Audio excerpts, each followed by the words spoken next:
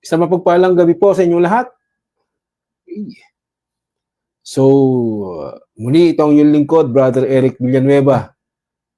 Sa programa pong ito, Bible, Expose the Truth. Tayo po ay muli ay tatalakay, mga kaibigan, mga kapatid. Ito po ay patungkol sa tinatawag po nating kaluluwa, soul, and the hell, or impyerno. Okay? Sa wikang Hebrew, ito'y tinatawag na Sheol, no? Sa Greek ay Hades or Hades. Ngayon, alamin natin bakit ba ito naging impyerno, no? Okay, at may tinatawag din po na Gehenna sa wikang Greek na tinatawag, kinuha yung konsepto doon po sa Valley of Hinnom. At ang tinatawag po na isa pa ay tinatawag po ito sa Biblia na Tartarus o kulungan ng mga anghel. So alamin natin yan, no? Ano yung connection ng kaluluwa dyan? Meron bang connection yung kaluluwa dyan? Unang-una, no, alamin po natin, ito bang kaluluwa ay bukod, no, o hiwalay sa katawan? Yan po ang magandang pag-usapan, no? So, dalawa pong parte yan. Bukod dyan ay yung tinatawag pong impyerno. At meron po akong mga video rito. 3 video na magkakaibang grupo at iba't ibang mga pastor po yata ito, no, sa iba't ibang mga sekta ng pananampalataya. So, bubuksan po natin ang kanila pong video at panonoorin po natin, no, bago tayo tumalakay ng maikli, no, at kung meron mong mga tanong, sige po, hasain natin at sagutin natin. Okay? Yan. Umpisa po na natin dito sa tinatawag po na, ang tawag po dito, church po ito, no, parang hindi ko maano kung anong church to, pero tingnan po natin, no, ang kanyang sasabihin dito. Makinig po tayo, no. So, meron po ba tayong ano dyan? Audio. Okay, wala. Ano inilarawan ni Jesus ang impyerno sa Biblia? Ito na. Ano ang impyerno para kay Jesus? Apoy na hindi namamatay. Kaya yung tao may katawan, which is the outer man. Pangalawa, merong soul, which is the inner man. Ang nagsisisi sa kasalanan, hindi yung katawan mo. Ang nagsisisi, yung kaluluwa mo.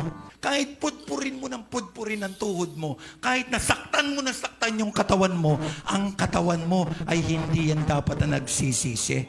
Ang nagsisisi, dapat ang iyong kaluluwa. Kaya bakit hindi nauubos sa impyerno? Kasi ang nando sa impyerno, kaluluwa eh. Ang masakit, nakakaramdam, sa kasalanan, hindi yung... So dito may tinutukoy po siya na yung tao raw mayroong outer man at yung inner man. Ang ibig niya sabihin dito ay bukod, no? Bukod, magkaiba yung katawan at yung kaluluwa. Okay? So, ano daw yung impyerno? At inilarawan daw ito ni Kristo na apoy. Yung impyerno o apoy. So, yan po ang kanyang pagkakasabi. So, tuloy tayo. Ramdaman lahat, hindi nauubos. Kaya ang sabi ng Bible, habang buhay kang maghihirap, talagang torment. At hindi mo na talaga kayang tiisin. Pero wala kang magawa kasi nandun ka. Hindi ka naman naagnas, hindi ka naabo. Ang kaluluwa nananatili nakakaramdam. At araw-araw pinahihirapan ka dahil sa iyong kasalanan. In hell, there is an extreme torment, paghihirap. Ang impyerno ay inihanda para sa mga demonyo at para sa mga kampo niya. Tandaan mo, man is created in the image and likeness of God. Mahalaga ang tao sa Diyos. Mahal ng tao ang Diyos. Kaya lang ang tao hindi siya mahal. Ang tao na sumusuway ng tao. So meron siyang sinasabi rito na torment, no, doon daw sa impyerno, araw-araw pinahihirapan ka, no, at hindi namamatay daw ang wika, yung apoy, no. So meron pong tinutukoy siya na pahirap at ito yung kaluluwa daw, no, na pinahihirapan dito, no, yung kaluluwa sa tinatawag pong impyerno na tinutukoy niya. Okay? So, meron pong kaluluwa doon na tinatawag na impyerno at naroon nagdudusa siya sa impyernong yon. So, yung malamang yung basihan po nila ng kanilang pag-aaral about po dito ay walang iba, no? Isa lang naman yan sa lumang tipan, ay sa bagong tipan, yung kanilang basihan. At ito nga po ay yung saysay na may halong talinhaga dito po sa Lucas chapter 16 verse 19 patuloy. So, tuloy po tayo, no? Sobrang hindi nagsisisi, kaya walang choice ang Diyos. Yung lugar na dapat para sa demonyo at kay Satanas lang, ay naging lugar pa rin ng mga taong makasalanan. Kaya na ikatlo, walang hanggang kaparusahan. Ang Kristiyanong totoo, may conviction kapag nagkakasala siya. Kasi the moment na makilala mo si Lord, dapat may conviction ka. Ano yung tama? Ano yung mali? Kapag nagkakasala ka, nagsisisi ka. Kapag namamali ka, bumabalik ka sa Kanya. Ganun ang ginagawa mo dahil anak ka na ng Diyos. Mangangalit ka rin eh. Ikaw nasa langit, sila nandun. Kamag-anak mo, kapatid mo. Sana lang wag magsalita sila na, hindi mo kasi ako pinagsabihan eh. Hindi mo kasi pinaliwanag sa akin eh. Hindi mo kasi ako binigyan ng panahon. Number 5, description ni Jesus Christ. Uod at apoy ay hindi namamatay. Sa impyerno, uod di namamatay. Pero may pangalawang interpretasyon yan. Dito, yung pwede mong literal, sabi mo, uod talaga, literal. Pero may pangalawang interpretasyon. Ang pangalawang interpretasyon, ang uod symbolizes your conscience.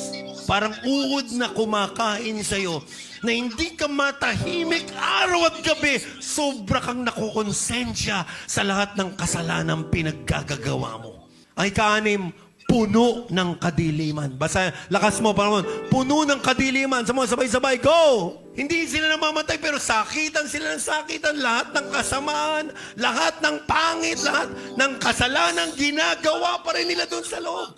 Kaya sabi, punong-puno ng kadiliman. Wala talaga. Kahit na may konsensya sila, na kinakausap sila, pero puro mali pa rin ang kanilang ginagawa. If there are Jews and Israelites, you need to understand that it's not because you are Jew, you are saved. You need to accept Jesus Christ and believe on Him as your Lord and Savior, or else this verse in Matthew chapter 8 verse 12 is for you. Hindi ka born again na religious lang. You need to really have an experience with the Lord Jesus Christ. Huwag mong gawing relihiyon ang pagiging born again. Ang pinakamabigat sa impyerno, wala ang Diyos sa impyerno. Wala si Jesus sa impyerno. Ang Diyos ay omnipresent sa lahat ng lugar. Si Jesus ay omnipresent din sa lahat ng lugar nandun. But, tandaan nyo, they decided na hindi magparamdam. Ano ibig sabihin ng hindi Okay, so meron siyang tinutukoy dito, no, na walang hanggang kaparusahan. So pumunta na siya sa ikatlo na tinatawag na walang hanggang kaparusahan. So merong una na tinutukoy, ang kaluluwa ay nandun daw po sa tinatawag niya na Hades. Then ito naman yung walang hanggang kaparusahan na yung mga uod daw ay hindi mga mamatay. Siguro ang tinutukoy niya rito yung Mateo 10:28 na tinatawag po na Gehenna, no, Gehenna sa wikang Greek. So dito yung kanyang pangangaral, kung makikita po natin, no, meron siyang sinasabi dito na para bagang nagkukwento siya na doon ay puro kasamaan, gumagawa ng kasamaan, no, dahil sa kadiliman, binanggit yung kadiliman. So nagkaroon siya ng kwento dito. Kumbaga sa kwento ay sa salitang mundo, kwentong barbero, no? Paano niyo naman nakita ron na puro kasamaan, gumagawa pa ng kasamaan yung mga nandun, no? At yung kanyang symbolical na uod, ayun din yung konsyensya. So, yun talaga ang totoo, yun yung symbolical po, hindi siya literal, no? Na uod talaga. Ngayon, kung mapapansin po natin, yung mga gantong aral, no? Yung mga gantong pananaw, yung pangangaral na ito, na papaano ka makapagliligtas ng tao sa kanilang way ay walang iba kundi ito, no, manakot, no. Yung manakot ng kwentong barbero, no, may halong kwento na malayo sa katotohanan, no? So, nagkaroon siya ng maling interpretasyon sa bawat talata na kanyang binibitawan o ginagamit dito. Pero ipapaliwanag po natin 'yan, no? Yung kanyang mga sinasabi at ang kanyang interpretasyon sa kanilang mga aral. Pero tatlo po ito eh. So natapos po natin tong isa, no, nakita po natin kung paano gamitin tong hell, no? Na ano ba yung hell na ito, no? Na may tinutukoy daw na tatlo. Okay? So bago tayo pumunta sa ikalawa po nating video, okay, ay meron po tayo dito na na paliwanag about po muna tayo doon sa sa kaluluwa, na yung kaluluwa. So yung kaluluwa, may tinatawag po silang immortal soul. Okay? Yung immortal soul. So itong immortal soul, ang ibig sabihin, yung walang kamatayang kaluluwa, alamin po natin, ito ba'y biblical? Pag tinanong natin ng referensya ng Biblia, wala pong immortal soul. Okay? Wala pong tinutukoy na immortal soul.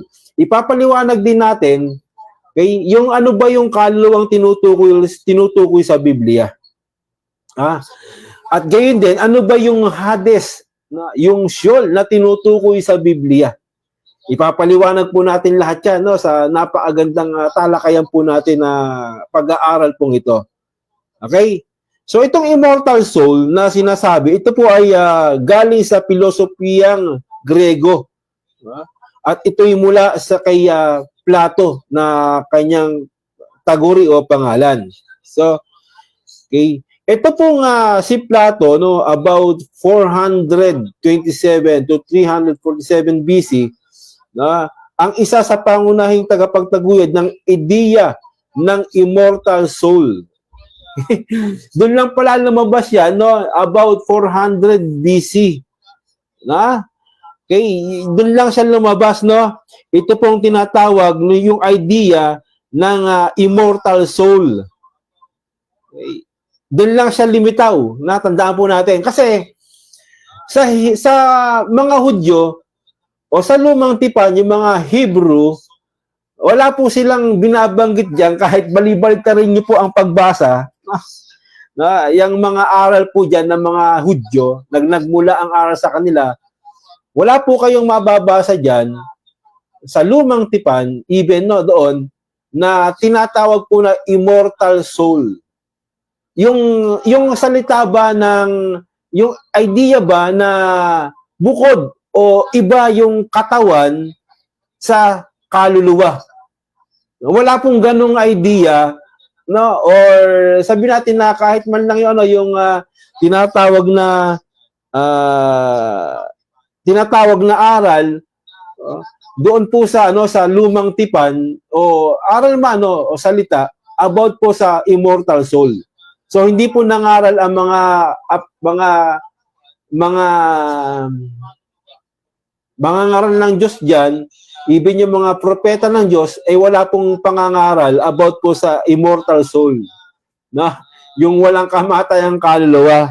Kasi unang-una, kung ang kaluluwa walang kamatayan, sasala ka na sa sinasabi sa Bagong Tipan o ni Kristo na walang hanggang kamatayan. Tapos yung soul, walang kamatayan. Ang parusa, walang hanggang kamatayan. Nakuha niyo po ba? So, ang kaparusahan, yung hatol, kamatayan. Ikalawang kamatayan. Then, sasabihin natin na walang kamatayan ang soul o yung kaluluwa.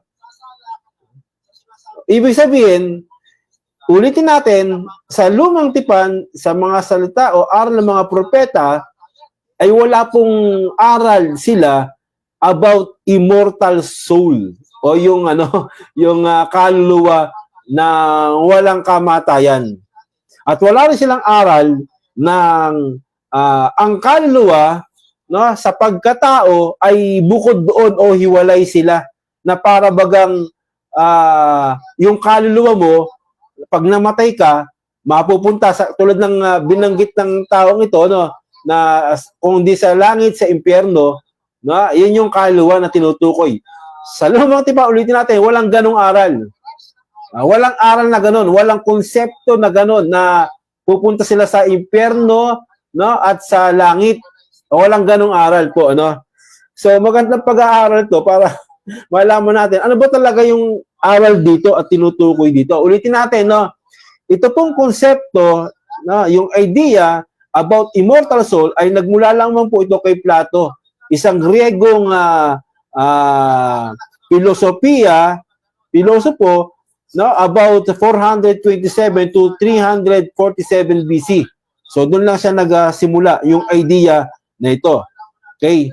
Ngayon, pagpasok ng mga Kristyanismo, sa unang siglo ng Kristyanismo, ang mga apostol, yan ay hindi nagturo ng immortal soul. Yan, kahit sa bagong tipan, no? Kahit sa bagong tipan, yung mga apostol, si Kristo, walang binanggit na immortal soul o binabanggit na immortal soul. Unang-una, tandaan natin, ang aral, sabi sa Roma 3, no? Puntahan po natin, no, bago tayo magpatuloy para meron po tayong idea sa ating pong pinag-aaralan at hindi basta-basta lang po ano na atin pong sinasabi na wala po tayong batayan. Okay? Ay, ayaw gumana. Nick! Sandali lang ha. Naku, sira na naman itong ating ano. Sandali lang po, wala sira na naman yung Bible natin. Ay, gumana yung Bible. Yan, yun na naman ang problema. Paano? Tapo muna yan. X, tapos. O yan. Anin? Yung? Ha? Tapo muna yan. Ito, ano nga ang kahigitan ng Hudyo o ano ang mapapakinabangan sa pagtutuli? Marami sa anumang paraan. Una sa lahat ay pinagkatiwala sa kanila ang mga aral ng Diyos. Ibig sabihin, no, itong mga Hudyo, sa kanila po pinagkatiwala yung mga aral ng Diyos. So, hindi tayo maniniwala sa mga nagsulputan, no, na mga pilosopong Greek o Griego, no, about po sa aral ng Diyos. So, ang magpagkakatiwalaan natin dito, walang iba, itong mga Hudyo o yung Israel o yung mga Hebrew na sinugo ng Panginoon, no, ng mga propeta. Okay? O, yan. So, dito, kung mapapansin natin, no, na gumamit tayo ng talata, kasi nga, no, uulitin natin, ang pagsisimula nitong sinasabi nila na immortal soul, wala pong binabanggit o inaral ang lumang tipan, even ng pagdating po, no, ng bagong tipan sa pamamagitan ni Kristo at ng mga apostol, ay wala rin po silang inaral na immortal soul. Okay?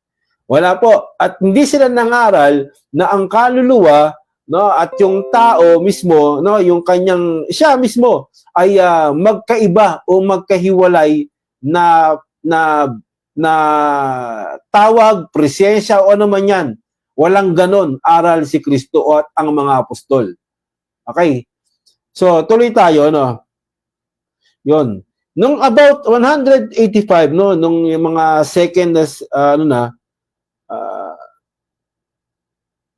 siglo 254 to 300 AD, ito naman si Origen, no, na tinatawag, isang impluwensya na church father, ay isa sa mga unang Kristiyano na nagpahayag ng ideya ng pre-existent at immortality ng kaluluwa, bagamat itinuturing na heretical ang ilan sa kanyang turo. Yan, isa pa yan, no? Sila na mga, ibig sabihin, yung nagsimula rito si Plato at ito, ginawa na po nilang aral po ito. In-exercise na po nila ito, no? Yung immortal soul, no? Nung about 254 AD.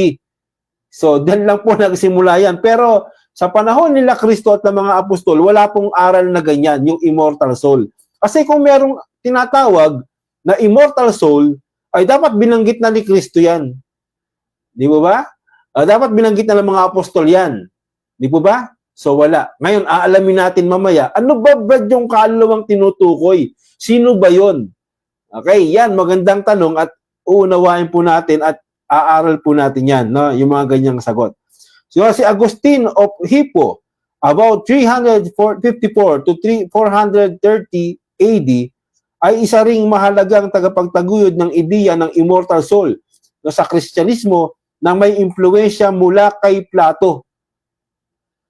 So ibig sabihin, hindi po ito mula sa mga apostol o kay Kristo, na hindi po ito mula sa kanila, kundi ito po ay mula doon sa nagpasimula ng aral na ito at walang iba kundi si Plato, no? Okay. Hindi ko tinutukoy dito na pinggan, no? Plato yung kanyang pangalan. Okay? So doon lang siya nagmula ang aral na ito.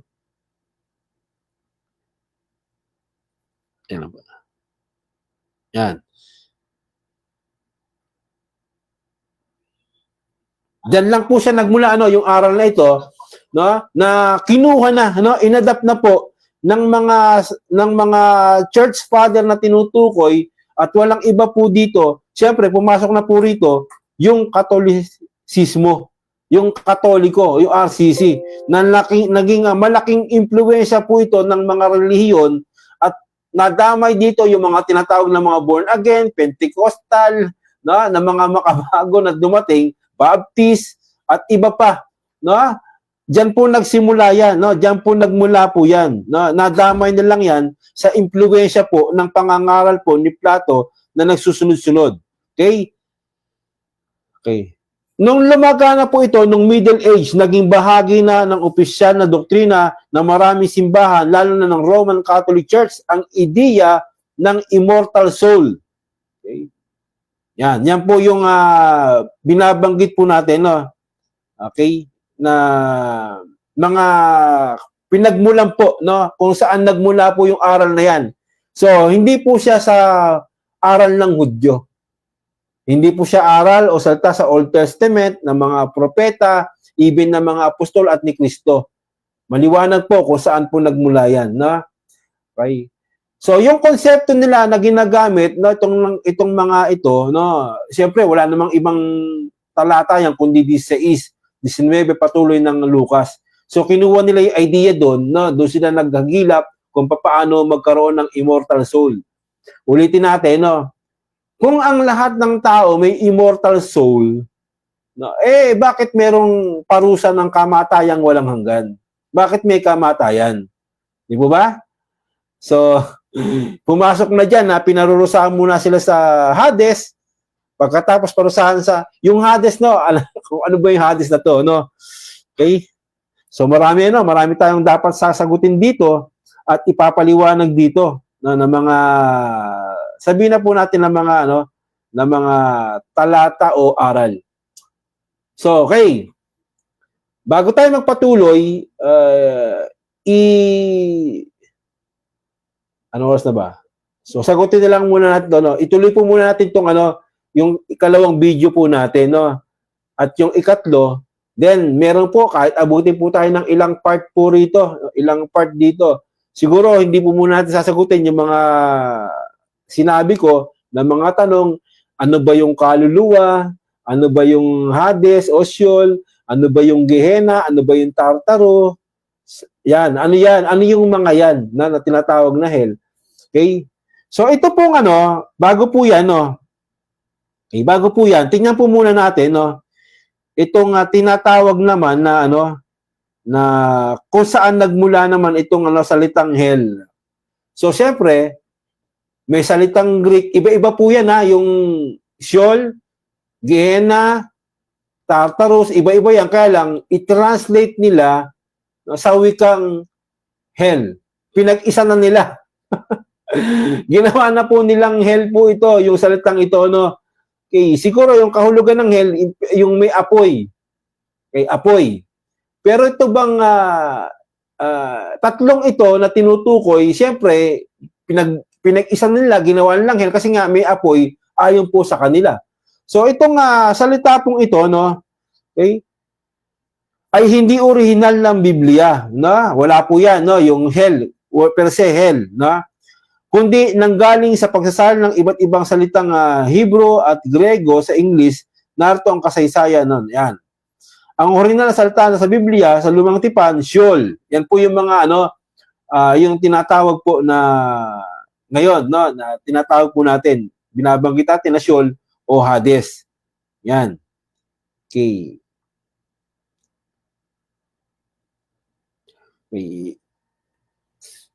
Limitaw ang salitang hell, no, sa Old English, no, 700 to 1000 AD. Ang salitang hell ay nagmula sa Old English hell o helle na nangangahulugang nakatagong lugar o daigdig ng mga patay. Daigdig ng mga patay. Ginamit sa mga salin ng Biblia, yan. Okay, ano yung mga salin yan? Si Wycliffe, Bible, no, ginamit na po yan. No? I-translate nila yung salitang Hades, Hades, Sheol, ano pa, Gehenna, Tartarus, yan, ginawa na po nilang impyerno o hell, no, sa isang salita. Okay. So itong ulitin natin yung Hades, Gehenna, no? Okay, ito po yung magkakaibang salita at kahulugan. Yan na, magkakaiba pong salita yung mga yan. Hades, Sheol na tinatawag, Gehenna, no, at yung Tartarus, magkakaiba pong salita, magkakaibang kahulugan din yan. Pero ginawa nila, pinag-isa na lang po nila yan, no, ginawa nilang hell, at makikita po natin yan sa mga salin ng English ng Bible, no. Lahat po ng salin yan, nandiyan po yan ng salitang English ng Biblia o Bible. So yan, no, binigyan ko lang kayo ng maikling saysay, no, history about po, no, doon sa pinagmulan po ng mga salitang yan. Okay. So ngayon, sa ating pagpapatuloy, siguro tuloy na po natin ito naman pong isa, no, bago natin aralan at himayin po itong mga aral po nila. Okay, sasagutin po natin yan, no. Abuti man tayo ng ilang araw po ng pagpapatuloy. Kahit anong hingi ng tawad mo. Dito na po tayo sa isa, no. Ito naman po ay si CJ David, no, pastor na nagpapakilala, no, na CJ David, no. Okay, at ito'y pare-para sila ng aral about po dito, no. Pare-para sila ng aral about po sa Hades, about sa kaluluwa. Okay, ang laking impluwensya talaga to, no, na nangyan nagawa, na lalo na pagkalaganap ng Kristyanismo, na nagsimula po ito at ang pinakauna at pinakamalaking impluwensya na nagpalaganap nito na ipinanako sa tao ay ito pong RCC o Roman Catholic Church, no, na ito naman, no, sa mga age o church age o father, no, ay kumuha naman ng ideya doon kay Plato, no, about 400 BC. So doon po 'yon sa isang Greek, no, Griego na filosofiya. Doon po sila kumuha ng idea na yan. So, sa Biblia, wala po siya. Tandaan natin na hindi po aral ng Lumang Tipan, hindi aral ng Bagong Tipan. So, tuloy tayo. Dito naman tayo kay CJ. Gaano nga ba kalupit ang impyerno at bakit hindi ka dapat mapunta dito? Kung naniniwala ka sa sinasabi ng Biblia 100%, dapat paniwalaan mo rin ang impyerno. Tatandaan mo, kapatid, na kapag ikaw ay namatay, dalawa lang ang pwedeng kahantungan ng kaluluwa mo. It's either langit or impyerno. Wala kang karapatan na mamili kung saan mo gustong mapunta. Kung gusto mo mapunta ng langit o ng impyerno. Ang magpapasya nito ay ang Diyos lamang. At depende po ang pasya ng Diyos according sa mga naging desisyon natin dito sa lupa. Kung nanampalataya ka ba sa Panginoon o hindi. 4 na bagay na binabanggit ng Biblia patungkol sa impyerno. Una ay ang mga uod. Sabi po ng Mark chapter 9 verse 47 through 48, at kung ang mata mo ang dahilan ng iyong pagkakasala, dukutin mo. Mas mabuti pang isa lang ang mata mo, pero kabilang ka sa kaharian ng Diyos. So dito pare-para sa aral nila, pag namatay ang tao, dalawa lang pupunta nila, either impyerno or langit. Okay, yun ang kanilang tinutukoy, no? Na ito daw impyerno, gaan daw katotoo. Kasi nga, inaral daw ito no, nasa Biblia. Inaral daw sa Biblia. Sa dalawa ang mata mo, pero itatapon ka naman sa impyerno. Verse 48, ang mga uod doon ay hindi namamatay at ang apoy ay hindi rin namamatay. Sa Book of Isaiah, malinaw na sinasabi na ang mga uod na ito ay kakainin ang katawan ng tao. Yes, meron pong tinatawag na katawang pang-impyerno. Ito po ay nakadisenyo lamang para sa mga taong mapupunta ng impyerno. Ang mga uod po sa impyerno ay hindi namamatay. Nakadisenyo lamang sila para pahirapan at kainin ang mga tao na napunta sa impyerno. Pangalawa ay ang eternal fire. Ito po yung pinakasikat na parusa patungkol sa impyerno.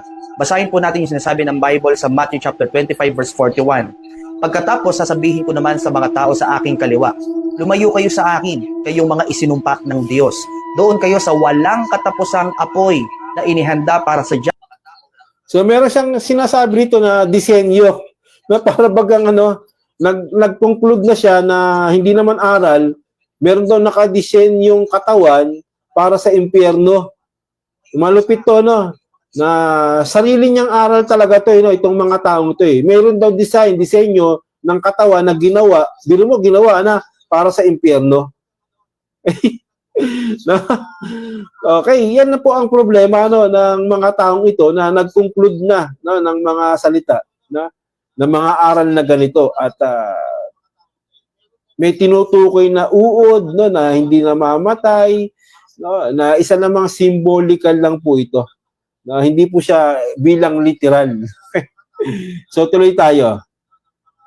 Pablo at sa kanyang mga kampon. Nakakalungkot ng isipin na sinabi dito na ang impyerno ay nakadesenyo para sa mga demonyo lamang. Ngunit sinabi ng Panginoon sa mga tao sa kanyang kaliwa, meaning to say mga taong hindi ligtas o mga taong hindi makakapunta ng langit, ay ipapatapon sa impyerno kasama ng mga demonyo. Kumbaga parang pinapasabi ng Panginoon na dito nababagay ang mga taong hindi sumampalataya sa Kanya. Ibig sabihin po ng eternal fire ay walang katapusang apoy. Kung walang katapusan ng apoy, nangangahulugan lang na wala din katapusan ng impyerno. Ang impyerno po ay isang lugar na may pasukan pero walang labasan. Ibig sabihin, the moment na napunta ka sa impyerno ay hindi ka na So may binanggit siya rito na disenyo at itatapon po sa impyerno kasama ng mga demonyo. Siguro ang binabanggit niya rito ay yung Apocalypse 20, no? Okay. No? Pero sisiyasatin natin 'yan, pag-aaralan po natin 'yan, yung mga ganyang salita nila, no? At wala po tayong palalampasin at patatakasin po sa mga gantong idea or aral. Maaring makalabas at dito ka na mananatili habang buhay. Naranasan mo na bang mapasok, kapatid? Sobrang sakit at sobrang hapdi. Paano pa kaya kung buong katawan mo ang nasusunog? Hindi ka nasusunog ng isang araw, kundi nasusunog ka ng panghabang buhay. Ganun po ito kahirap. Pangatlong parusa sa impyerno ay ang mga nagngangalit ng ngipin. Basahin po natin sinasabi ng Matthew chapter 13 verse 42. Itatapon sila sa nagliliyab na apoy at dooy iiyak sila at magngangalit ang kanilang ngipin. So ngayon, tingnan natin, parang naranasan niya na yung impyerno no? Na naranasan mo na bang mapasok? No? Mas matindi pa raw yung sakit na maranasan mo ron, no? Kasi nga merong konsepto dito, merong idea rito na ginawang katawan para doon sa impyerno. Okay, so dito yung mga aral na ganito, kumbaga sa ito yung mga mga lusaw na or mga sinaunang aral to na naranasan mo na bang mapaso, 'di ba? Yun yung mga pananakot diyan matindi pa ang maranasan mo.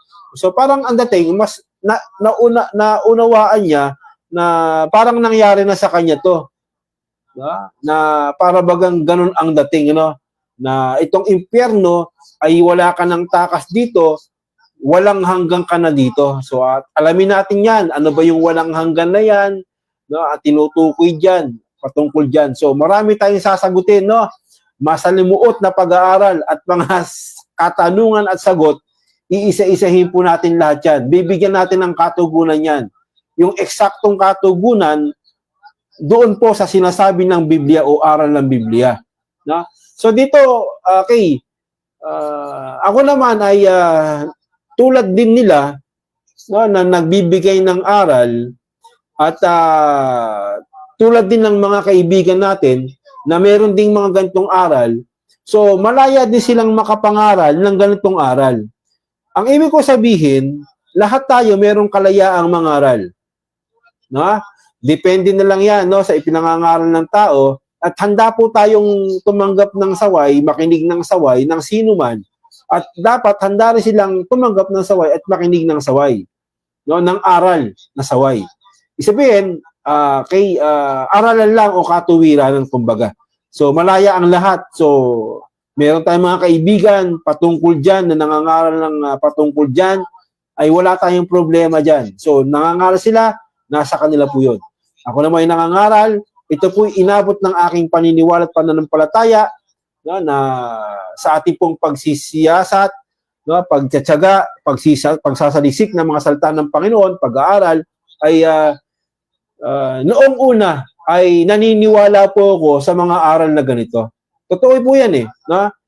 Noong una, nung tayo mga bago pa lang, even nung tayo nag-aaral na ng salita ng Diyos, nagbabasa, naniniwala po tayo sa idea na yan. No? Pero sa ating pong pagsasalisik, inisip ko yung isang tanong eh. No? Pag binasa ko at yung epekto ng mga salita ay ginawa kong literal na para bagang ito'y mangyayari, walang hanggang apoy, kaparusahan, no? Walang hanggang uod o anuman, tinding hirap, lahat, no? So inisip ko, no, ang tao nabubuhay siya ng around siguro matanda na yung 80, no, 90 to 120, matanda na eh, no?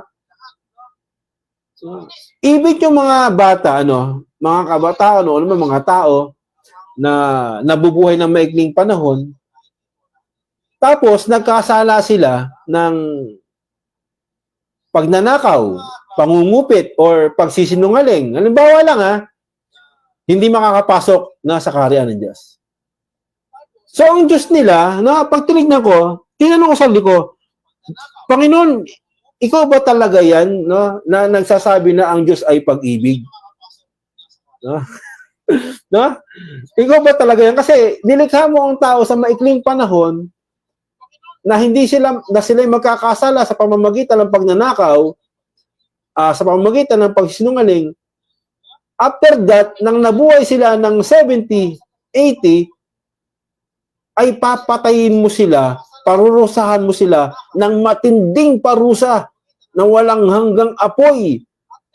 At higit sa lahat, walang hanggang na parusa. Inisip ko, totoo ba, Lord, yung aral ng mga ito? Totoo ba yung mga idea ng aral nila patungkol dyan? Kinakapos lang ako ng unawa kasi nga hindi pa ako nakapagsuri ng gusto about dito. Kasi aral ko dati yan eh. Aral ko talaga dati yan. Sa simpleng tanong, Diyos pag-ibig. Ayaw niya mapahamak ang tao. Pero pag nagkasala sa ng pagsinungaling, pangungupit, walang hanggang kamatayan, parusa na apoy, walang hanggan. No? At nabuhay na siya ng 100 taon. Parahin natin 1,000 taon. Nabuhay na siya ng gano'n. Then, walang hanggang parusahan siya ng matinding apoy. Ano yun, di ba? Matindi yun. Kaya siniyasat kong maigi, ano ba yung walang hanggan na tinutukoy sa Biblia? Ano ba yung walang kamatayan na nakaluluwa? Walang ibang nilalang sa mundo, no, na umiiral na walang kamatayan liban sa Diyos na walang kamatayan. Ayan, wala po eh. So, siyempre kasama ang mga bubuhayin, no. So, tinignan ko, sa ganung pagkakasala, pag ikaw nga, nung tarantado ako dati, nung loko-loko ako eh. Diba? Pag kami sa mga kabataan, nang Google Pay, nangingikil, no?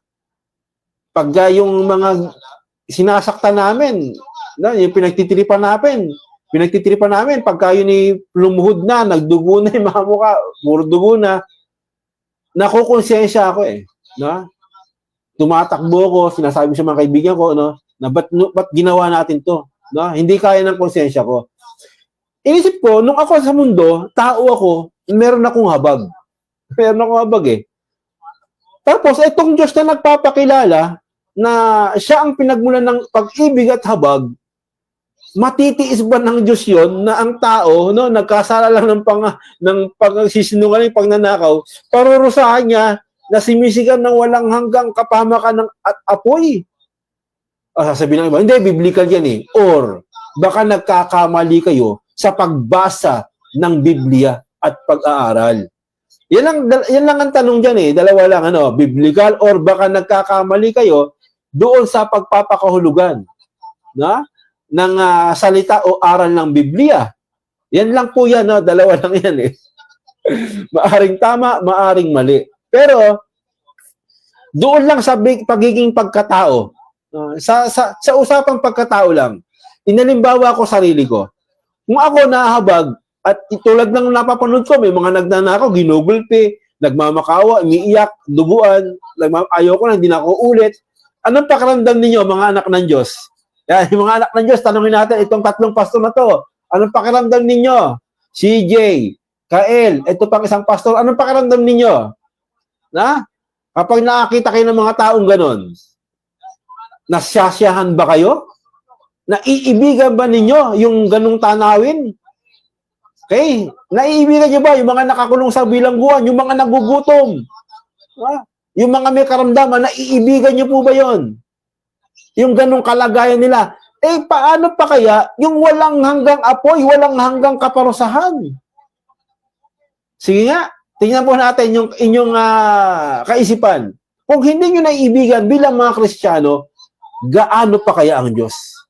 Kung ikaw, pag sinabi mo, sasabihin mo, tama na yan, kawawa na yung tao. Bibigyan pa nga ng tinapay yan, ng pagkain di ba? Maawa ka eh. Paano mo parurusahan yun nang walang hanggang kamatayan at apoy? Ikaw na tao, nahabag ka. Di ba?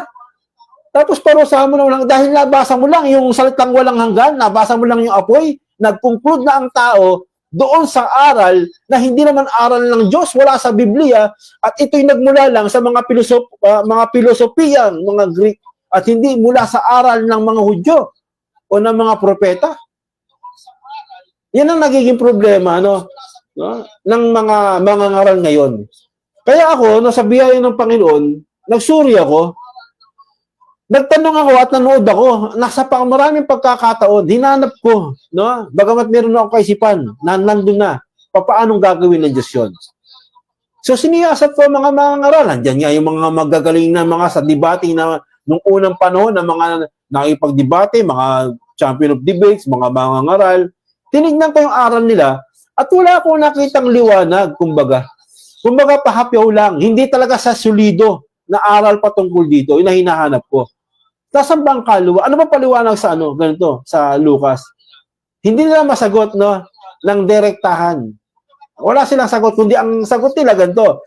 Saka na lang yan mamamatay, pupunta sa impyerno, pagka sa paghukom. Okay, ganun ang mga tanong sagot ng iba eh. Di ba? Sa Lucas, hindi nila madirekta. Yung iba naman, di may direkta. Diyan ka agad dyan. Parurusahan ka agad dyan. Para bagang napakadali sabihin eh. Kasi tayo, nung tayo naging Kristiyano, nakapagbasa ng Biblia, parang ang dali nating ipangaral at sabihin, bagamat kapos tayo sa karunungan at kaalaman, walang tiyaga sa pag-aaral, hindi pa nakakapagsiyasat ng gusto, ay parang ang dali sabihin, impyerno ka. Ganyan ka. So, ikaw naman, igagawin mong pangangaral na pananakot. Sa halip na ipangaral mo, na ang kaligtasan ay si Kristo, huwag mo ipangaral ng impyerno, matakot kayo, para maligtas kayo. Di ba? So, itong mga to, pinangangaral niyan, bilang babala. Wala problema sa bilang babala sa pangangaral. Pero, ang problema, yung ipinangangaral nyo ba na bilang babala ay sumasang-ayon sa mga propeta, sa mga apostol at kay Kristo? Yan ang tanong eh. Yan po ang tanong. So, tatalakayin natin at sasagutin natin yan. Lahat ng yan. So, nagbigay lang po tayo ng konting salita about sa pag-ibig, habag ng Diyos, na parang bagang, nagtanong ba kayo sa sarili nyo? Ikaw nga, nahahabag ka eh. Gusto mo bang parusahan ng gulpi at walang hanggang gulpi ang mga yan? Na nagmamakawat, umiiyak na sa'yo? Ganun ba? Ganun ba kayo bilang mga anak ng Diyos? Sige, magsasagot kayo. Mga pastor na mga anak ng Diyos. Kayo ba'y ganun? Hindi, nahabag ako eh. So, ang tanong, kung nahabag ka, hindi, bakit nahabag ka, anong gagawin mo? O, tigilan mo na yan. Naawa, pakainin mo. Sabi ni Kristo, ganun eh, pakainin mo eh. Mga nagugutom, mga kaaway eh. So, bakit mo ginawa? Hindi, nahabag ako eh. So, kaninong galing ang habag? Sino ang source ng habag, ng pag-ibig? Tanungin ko kayo. Di ba ang Diyos? Kung ikaw nahabag, umiibig, gaano pa kaya ang Diyos na hindi mahabag? At hindi umiibig?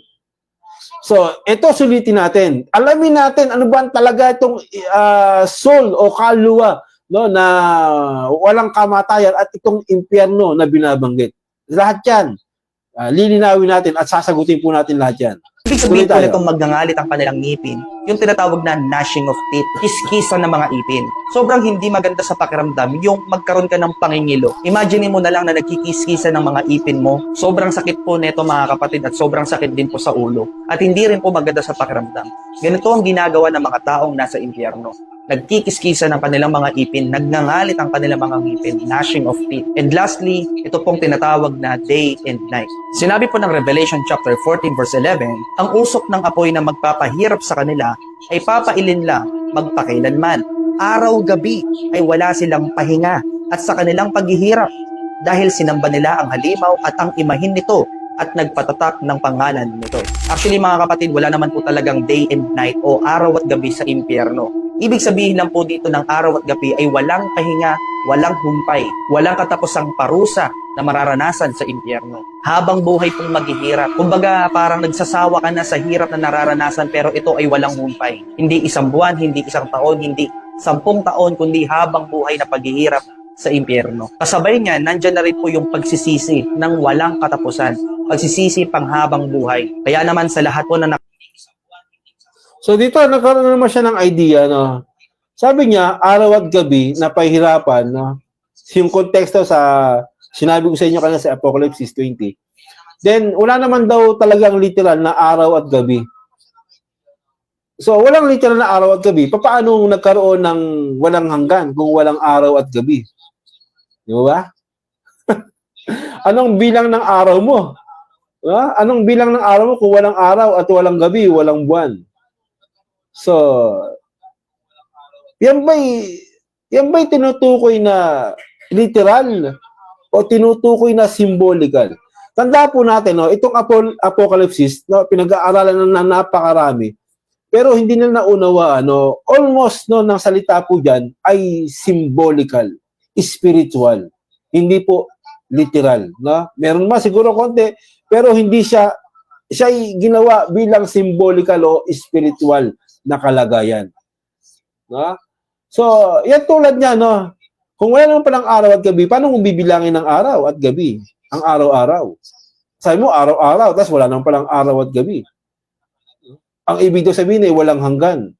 No? So, nag-conclude na siya na walang hanggan. Pero yan, no? Meron siyang pinupunto dyan, no? Sino yung pinarusahan dyan? Sagutin po natin yan lahat, no? So, itong mga to, puno lang ng, ng mga, tulad ko rin to dati, na yung aral nila, parehas kami ng mga aral na to, nagpo-conclude na, ganito yan, ganyan yan. Pero hindi po, ang pag-aaral kasi, para pag nabasa mo na rito, no, hindi ka hindi mo, tawag doon, hindi mo binigyan ng halaga o pansin, yung ibang mga konteksto, hindi ka nagsimula yung source, no, ng salita, hindi mo inalam. So dito, hindi natin inalam, tulad ng mga poster na to, no, hindi nila inalam kung ano yung source talaga na sinasabi nila. Ano ba yung kaluluwa? Una, dapat alamin po muna natin yan. Ano ba yung hell? Yung pinag-isang hell na sinasabi lang Hades, no? Yung tinatawag nilang Gehenna, tinatawag nilang Tartarus, na pinag-isa nilang salitang hell. So dapat pinupunto po natin, no, yung alamin po natin, no, yung source po nito, saan nanggaling to, tulad ng ginawa po na natin kanina. Paano ba nagsimula ang aral na to? Saan nagsimula? Kanino? Nagsimula. Ibig sabihin, nasagot na po natin kay Plato at kinuha na po ito ng mga church father nung unang panahon, about 200 to 300 AD, na inadapt nila yung aral ni Plato, na limitaw yung aral na ito ay about 300 to 400 BC.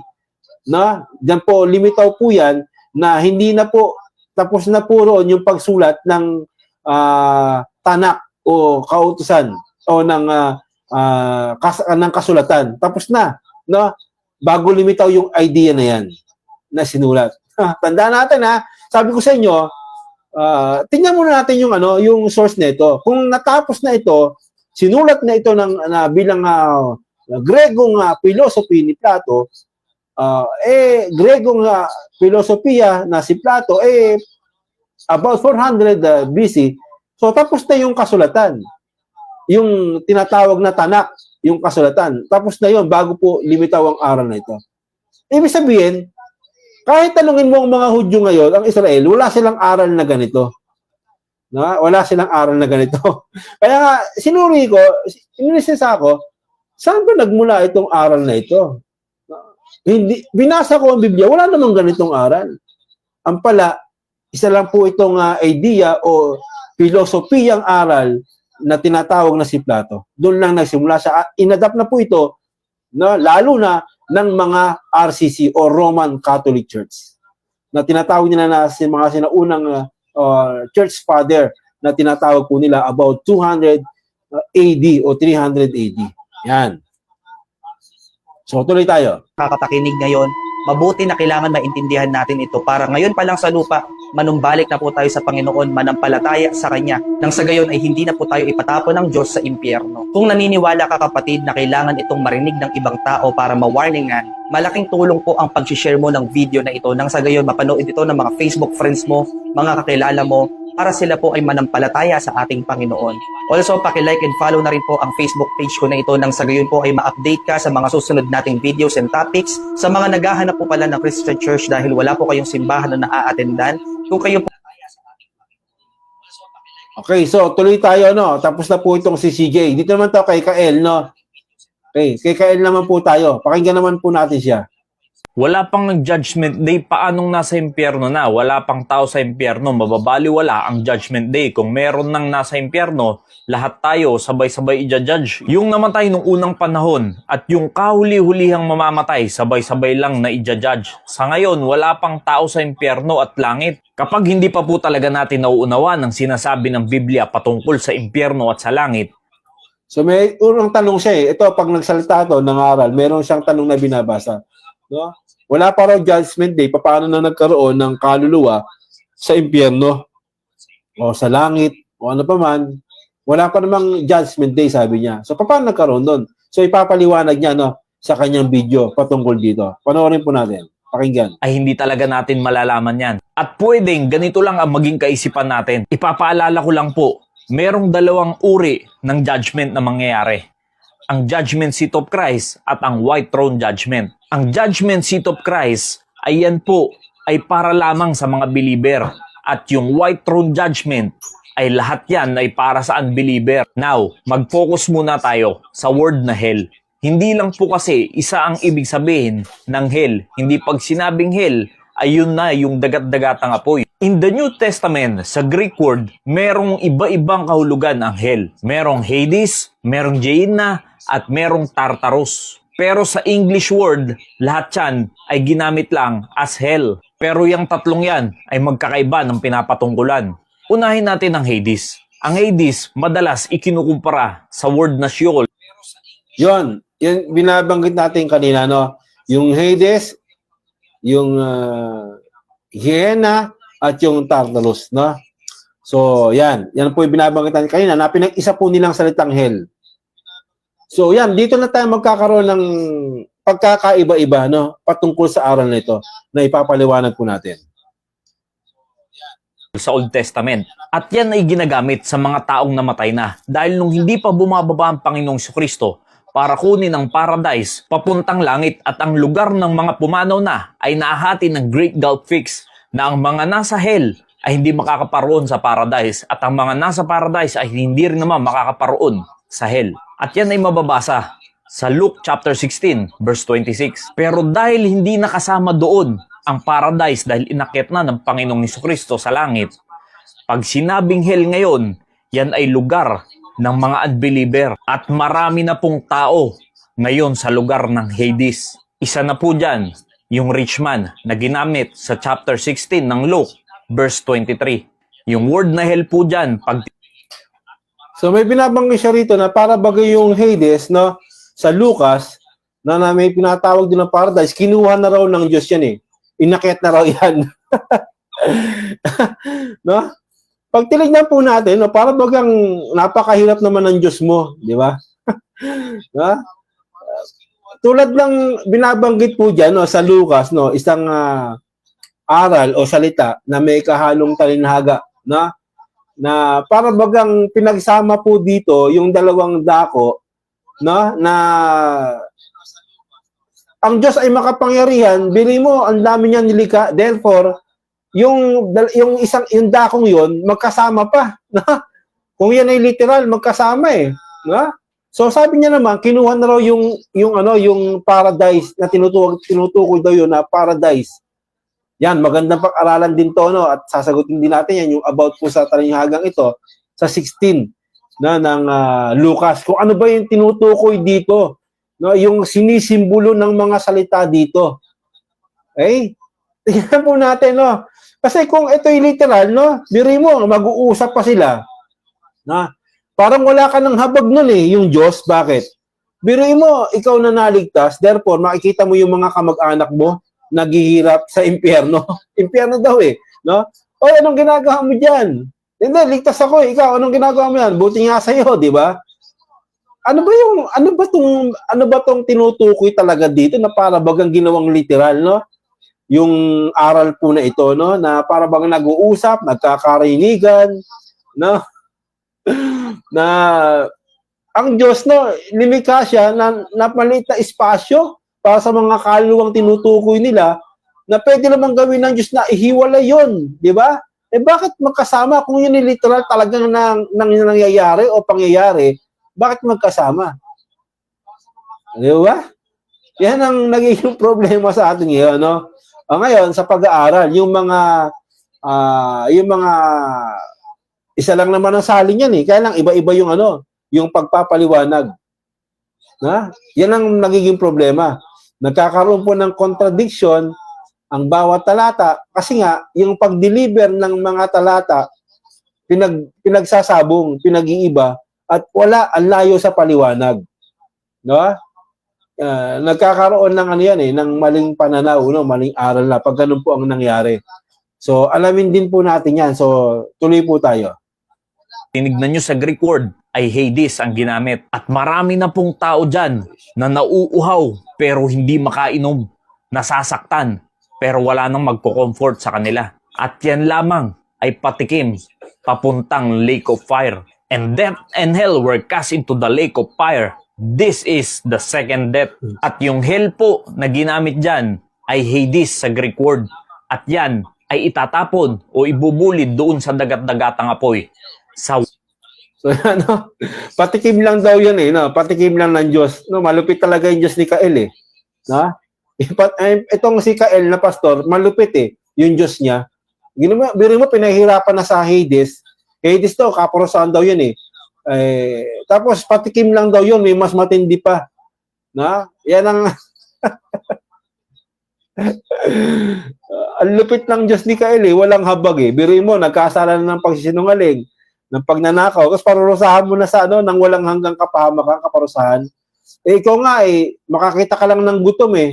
O may mga nagnakaw lang pag ginawa ng masama. Diba? Halos mamatay, gulpin mo, halos mamatay, naawa ka na eh. Diba? Inaawa mo, pagbibigyan mo, pakainin yan. Diba? Ikaw nahabag ka, yung mga anak ng Diyos eh. Diyos pa kaya? So, yan ang naging problema. Ano po? So, tuloy tayo. White throne judgment. Kaya't ang hell ngayon ay waiting area na lang ng mga unbelievers. At pag dumating na ang white throne judgment ng ating Diyos, ay itatapon o ibubulid na sila sa dagat-dagatang apoy. Pero doon pa lang sa Hades ay nararanasan na nila ang torment. Kaya't marami ng tao ngayon sa hell pag ang kahulugan ay ang Hades. Sunod naman ay yung Gehenna or Valley of Hinnom. At ang ibig sabihin po niyan ay ang everlasting punishment o tumutukoy doon sa lake of fire. Dahil kung titingnan natin, yung salitang Hades ay pansamantala lamang po yan sa mga unbeliever. Hindi pa yan yung final destination nila dahil ibubulid pa sila doon sa lake of fire. Kaya't hindi pa natin ito matatawag na everlasting punishment. Ang everlasting punishment ay doon sa lake of fire. Dahil habang buhay na ang mga unbeliever doon, napaparusahan. At yung word na hell doon sa Matthew chapter 5 verse 29, ang ibig sabihin po niyan ay Gein na. At yung isa ay yung Tartarus. For if God spared not the angels that sinned, but cast them down to hell and delivered them into chains of darkness to be reserved unto judgment. At yung hell na ginamit dyan sa Greek word ay Tartarus. At yan ay para doon sa mga nagkasalang anghel. At yan po ang mga kahulugan yan. Kaya ngayon pa lang kaibigan, marami ng tao sa hell kung ang gagamitin mo ay yung Hades. Marami ng umiiyak, tumatangis, nagugutom, nauuhaw, pero wala na silang pag-asa sa lugar na yon. Kaya doon sa topic natin noong mga nakaraang araw, paano mo pa ipapanalangin ang isang tao na siya ay nandoon na sa Hades? Wala nang kaligtasan doon, kaibigan, kapatid. Pag ikaw ay walang pananampalataya sa Panginoong Jesucristo at dumating ang takdang araw mo, diretso ka na sa Hades. Pero kung ikaw ay may pananampalataya sa ating Panginoong Jesucristo, So yan, sa Hades daw, wala na raw kaligtasan doon, no, pag nasa Hades na. No? So mayroon siyang, natawa ako, no, sa kanyang binanggit na, okay, yung about po dito na, kung itong, ito daw na Hades, ano, ang sabi niya, ang sabi niya po, no, ulit pero natin. wala na silang pag-asa sa lugar na yon. Kaya doon sa topic natin noong mga nakaraang araw, paano mo pa ipapanalangin ang isang tao na siya ay nandoon na sa Hades? Wala nang kaligtasan doon, kaibigan, kapatid. Pag ikaw ay walang pananampalataya sa Panginoong Jesucristo at dumating ang takdang araw mo, parusahan. At yung word na hell doon sa Matthew chapter 5 verse 29, ang ibig sabihin po niyan ay Gein na. At yung isa ay yung Tartarus. For if God spared not the angels that sinned, but cast them down to hell and delivered them into chains of darkness to be reserved unto judgment. At yung hell na ginamit dyan sa Greek word ay Tartarus. At yan ay para doon sa mga nagkasalang anghel. At yan po ang mga kahulugan yan. Kaya ngayon pa lang, kaibigan, marami ng tao sa hell kung ang gagamitin mo ay yung Hades. Marami ng umiiyak, tumatangis, nagugutom, nauuhaw, pero wala na silang pag-asa sa lugar na yon. Kaya doon sa topic natin noong mga nakaraang araw, paano mo pa ipapanalangin? Yan, na. Marami raw tao sa hell kung ang gagamitin ay yung salitang Hades. So, saan naman nakasulat na maraming tao sa hell o sa Hades? Kasi ginawa nilang literal tong yung Lucas. So, kung ginawa nung literal ng Lucas, sinabi ba dyan sa Lucas na maraming tao na doon sa sa Hades, sa Hades? Sige nga. Tapos nagko-conclude na kayo, no? Dahil nga ang hirap paliwanag nito, sa kanila. Nag-conclude na ngayon na marami ng tao, no, sa Hades. Ngayon wala naman silang nababasa na marami ng tao doon sa Hades. Ang gamit nila Lucas. Ang tao lang doon, kung literal lang gagamitin natin, si ano pa lang, yung mayaman. Mayaman ang pinanggit doon, hindi sinabi doon na maraming tao. Kaya nga natawa ako sa mga ganitong konsepto or idea, na saan pinakukuha yung aral nito. No? Yan ang nagiging problema ngayon. No? So ngayon, tingnan po natin, ito naman po ay aabutin po tayo ng hanggang kahit part 4 kung maano po natin to, no. So shout out muna tayo 'yon kay Pastor Anthony Gomez, no. Yan si Pastor Anthony, magkaisa po kami diyan sa maraming bagay at aral, pero dito malamang magkaiba po kami. Pero sabi ko nga sila Pastor Alexander, magkaiba man kami niyan patungkol dito ay hindi naman po tayo ganon, no, katindi na para bagang oy mali kayo, hindi. yan ang inabot nyo. Therefore, tuloy nyo kung gusto nyo. Ako naman, sinuri kong maigi, no? Ano ba tong pinag-aralan ko, no? Na walang makasagot nung una pa. At yung sagot, pare-parehas lang. Hindi ko makita yung solidong sagot eh. Ano ba to? Paano ba nangyari to? No? So, sa pag-aaral, syempre, ginamit natin dito yung mahalaga. Unang-una, ang sentro ng pag-aaral na ito, yung Diyos. At yung Diyos na ito, meron siyang habag, meron siyang pag-ibig. Yan, no? So, yan po yung naging sentro ng aking ng aking pag-aaral, no? Inalam ko, ito bang Diyos ay pag-ibig o habag talaga? Kasi kung pag-ibig at habag yan, dapat meron siyang habag at pag-ibig. Kung papaanong ang tao o mga anak ng Diyos, kapag nakikitang may masamang nangyayari sa tao, naaawa siya, nahabag siya, ayaw niyang mangyari yun, gusto niyang iligtas. Gaano pa kaya yung Diyos na tinatawag nating Ama, na Diyos ng kahabagan at Diyos ng pag-ibig. So ito yung naging sentro ko ng aking pagsusuri, pag-aaral, no, na patuloy na pag-aaral. Bago ko po inilabas ito. No? Yan. So, shout out din tayo kay Alpogs Milagroso Dionisio. Sayang oras mo kay Dudes Arriesgado.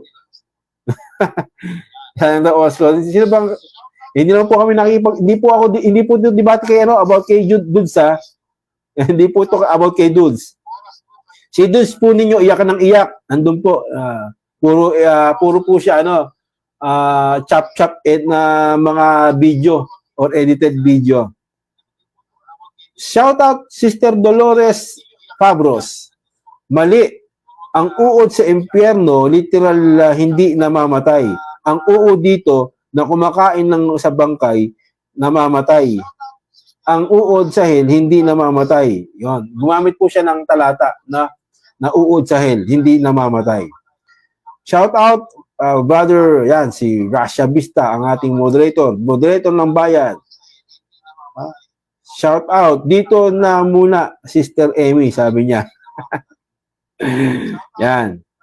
Okay, shout out Marlon Gonzales. Eric, heto ang tutukan ninyo dahil duda-duda. Amerikanong si Triumph, papaunang pagkakataon ng kasaysayan. Focus kayo sa aral kay Kristo, no? Hindi kay Plato na isang philosopher. O tumututok nga tayo, kaya nga ito nga, inaaral po natin para maliwanagan ka, Marlon Gonzales, na itong aral mo saan nagmula. O alam mo na pala kay kay Plato, isang philosopher, di ba? Yan. Shout out Sister Amy Alfonso.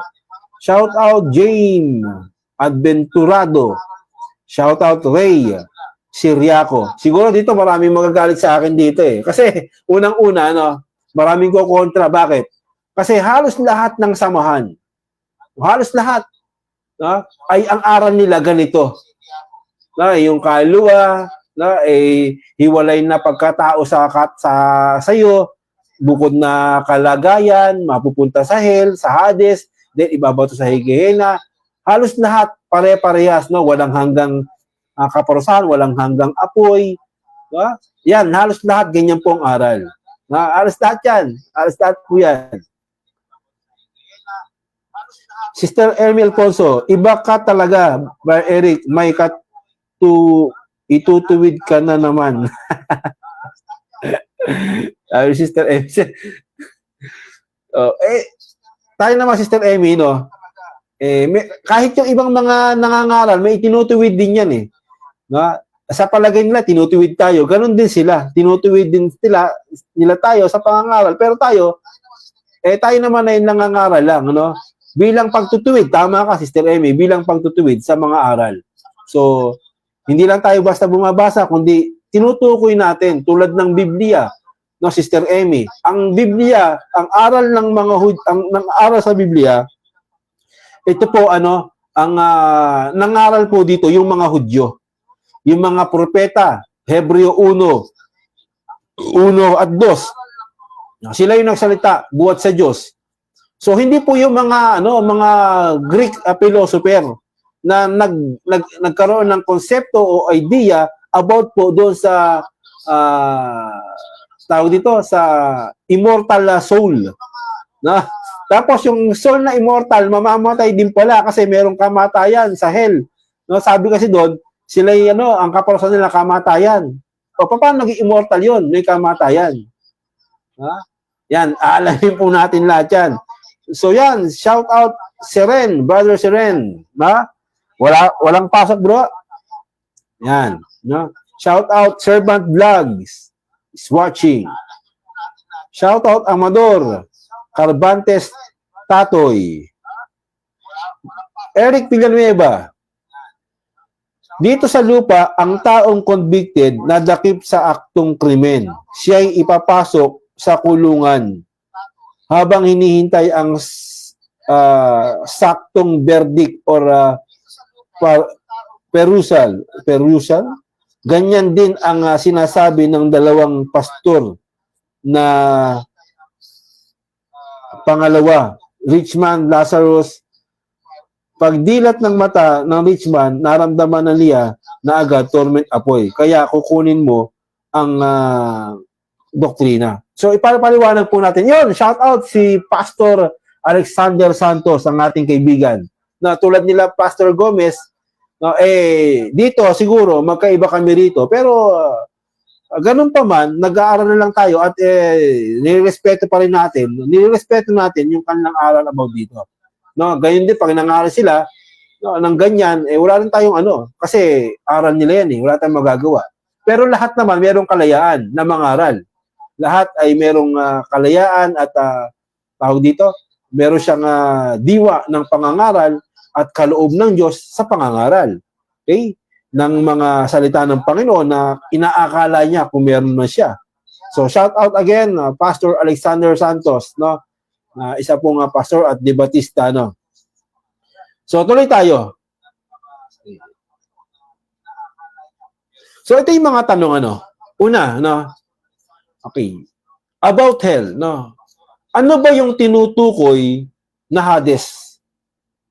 Ano ba yung Hades? So itong Hades, no, na tinutukoy din naman ni Pedro doon sa 2:27 ng Gawa, no, na sinasabi na hindi na si Kristo na hindi pinabayaan na ang kanyang kaluluwa ang wika, no? Ay may basa po tayo ng talata, no? Saan ba 'to? Okay. Anday lang po Bible. Asan ang Bible natin?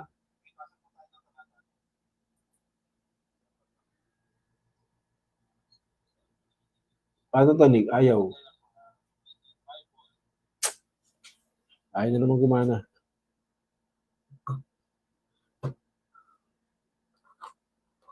Hindi na tayo nakapagbukas ng Bible natin.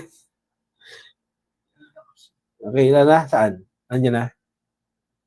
Yan pala Yan. So, okay. Basahin po natin, no? Dito po sa Acts, no? 2. Puntahan po natin ng 27, chapter 2, verse 27. Sapagkat hindi mo iiwan ang kaluluwa ko sa Hades, nititiisin man na ang iyong banal ay makakita ng kabulukan, no? Because thou wilt not leave my soul in hell. Yan po yung salin sa kanya, hell, no? Neither wilt thou suffer thine Holy One to see corruption, no? Yan. So yan. Kay malinaw po ito, no, mga kaibigan, no. So itong salitang gaya na sinabi po natin, nag-umpisa lang po ito, no, ng mga Old English, no, ng about 1000 AD. Lumabas po ang hell at ginawa nila yung Hades, yung Gehenna, Tartarus, ginawa nilang isang salita, no. Ito yung tinutukoy na hell o impyerno. Kaya nga lumabas dito, no, kung papasin natin, because thou will not leave my soul in hell. So kung hell po ito na merong apoy, yung Hades, lalabas po dito, no, yung kaluluwa ni Kristo, kung ito po, no, ay totoo, no, kaluluwa niya nandun po sa hell o sa apoy. At ang hell daw ay parusa. So Saan naman sa Biblia na itong hell, na itong si Kristo ay nasa Hades o nasa parusa ng apoy? 'Di ba? Yan po ang naging yan po ang isa sa mga at binanggit po yan sa wikang Hebrew. Ito pong salin po rito na 227 sa salin ng Hebrew, ito po ay tinatawag po na Sheol. Sheol. Yan. Ibig sabihin ng Sheol ay dako ng patay or tinatawag din na libingan or hukay. So, pag patay ka, nandun ka sa dako ng patay. No? Yung katawan mo nandun sa Hades o sa hukay na tinatawag na kamatayan. Yan po yung sinisimbolo ng Hades. Okay?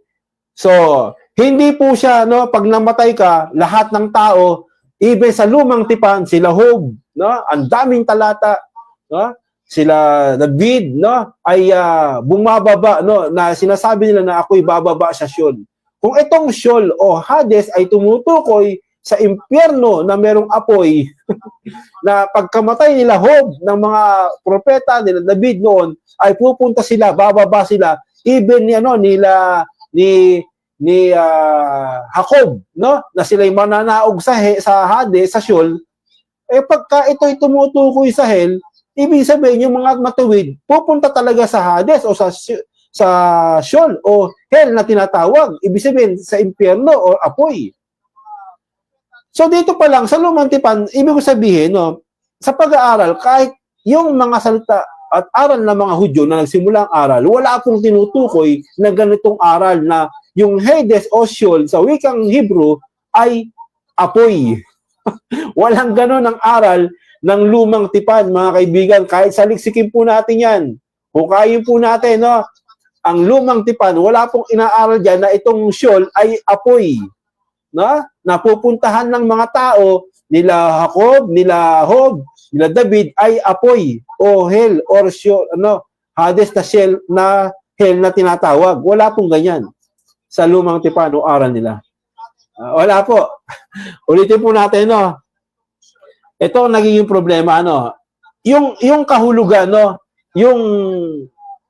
yung kahulugan, hindi lang ng salita ay tumutukoy even sa mga sa Biblia, ito po ay tinutukoy po na dako po ng patay or tinatawag na libingan o hukay. Yan po yung Sheol na bababaan ng mga buhay at doon sila ang wika tungo sa kamatayan, sa Sheol. Yun ang bababaan ng lahat, ng mga buhay. Okay? Yan po yung yung ating pong yan po ang sinasabi ng Biblia. Even po lalo na dito po sa lumang tipan, Wala pong hindi po magkaiba yung sinabi ni Kristo na Sheol, na Hades, na sa wikang Hebrew ay Sheol. Hindi po magkaiba yan sa aral ng mga Hudyo, ng Israel at ng mga lumang tipan, ng mga propeta. Isa lang po yan, Kasi nga itong si Kristo, 3 araw, 3 gabi, nahandun po siya sa Sheol or Hades o sa kamatayan. Namatay po siya Natulog po siya. Yun, handun po yung kanyang kaluluwa, handun po sa Hades. Alamin natin kung ano yung kaluluwa. Sabi rito, hindi mo pababayaan na iwan ang kanyang kaluluwa sa Hades, ni makakita man ng kabulukan yung kanyang katawan, neither will thou suffer thine Holy One to see corruption. Ibig sabihin, merong pagkakorrupt, merong kabulukan. May mangyayaring kabulukan kapag nandun ka sa Hades. Meron pong kabulukan dyan. Yan po ang Hades. So, alamin natin itong Gehenna. Yan, yung Gehenna. O, Tartarus muna tayo. Itong Tartarus, ayon po dito sa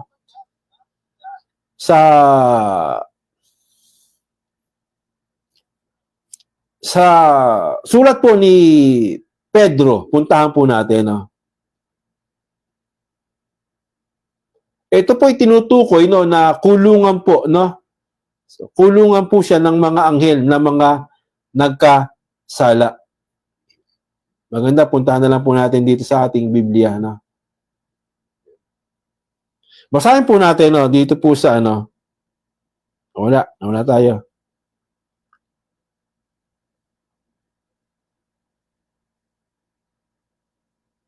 Yan. Puntahan ko na lang siguro dito sa ano. Type na lang tayo ulit. Sa second.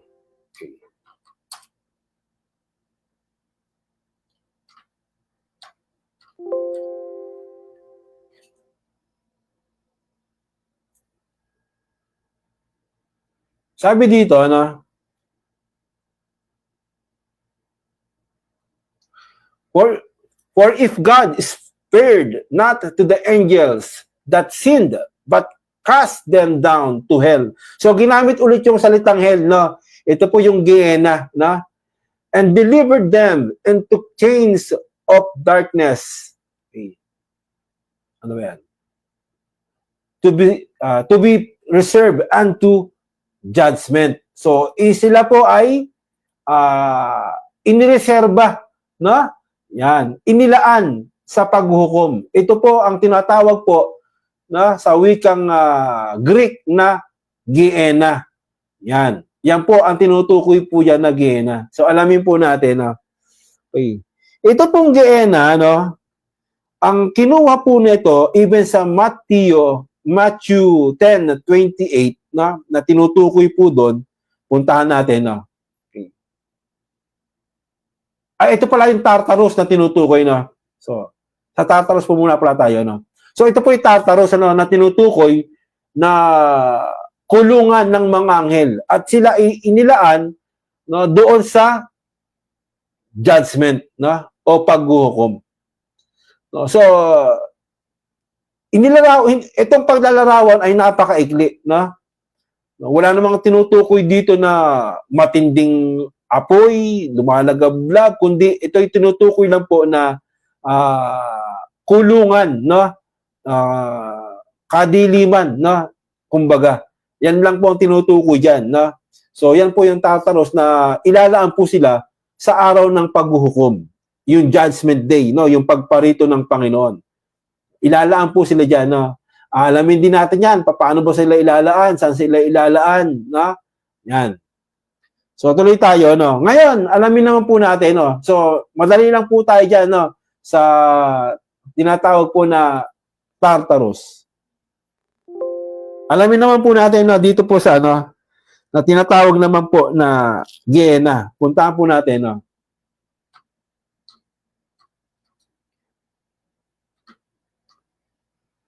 Ito, no?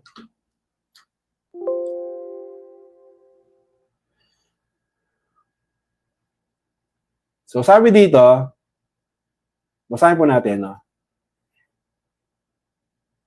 And fear not them which kill the body. No? So, wag daw katakutan yung ano, pumapatay ng katawan. But are not able to kill the soul. But rather, fear him which is able to destroy both soul and body in hell. Yan ang tinutukoy naman po na Gehenna, no? Yan naman po tinutukoy na Gehenna. So, ano ba yung Gehenna, no? Na sinalin din po sa wikang English na hell. Ibig sabihin, no, huwag daw katakutan yung pumapatay sa body.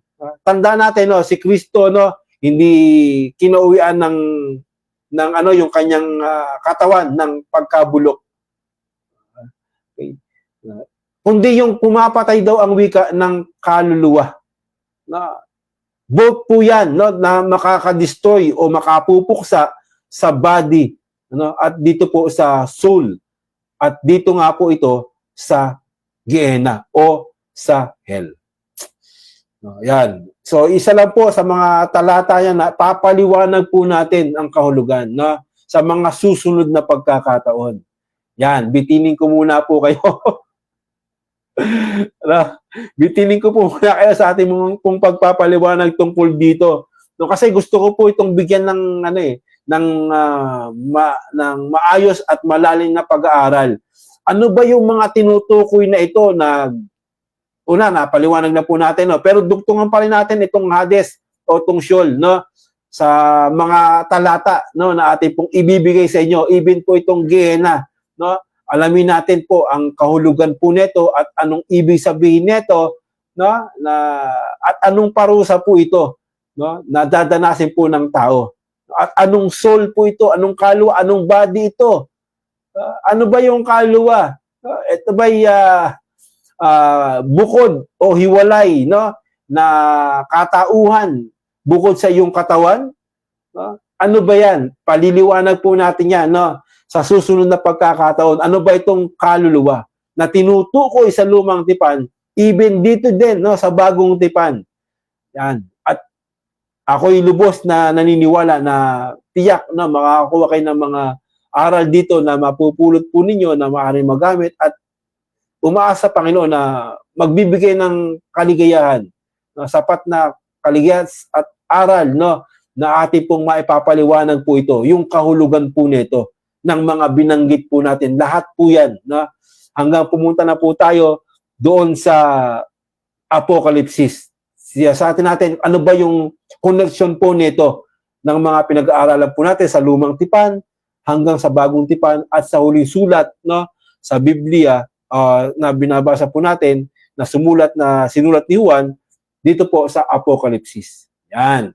So hanggang dyan lang po at ituloy po natin, no, lahat po yan, maging yung mga tanong at mga video na po ito ay sasagutin po natin lahat yan, yung kanilang aral patungkol po dito. Bagamat nagpahapiyaw na po tayo ng konting mga sagot, ay itutuloy po natin yan sapagkat maikli lang po ang ating oras at magtutulugan na po tayo at tayo po yung magpapahinga dahil may pasok pa bukas.